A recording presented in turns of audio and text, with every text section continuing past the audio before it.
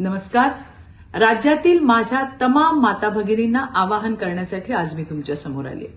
माझी लाडकी बहीण योजना जाहीर झाल्यानंतर महाविकास आघाडीतील उद्धव ठाकरे गट, शरद पवार गट आणि काँग्रेसने ही योजना फसवण्याचा कट आखलाय.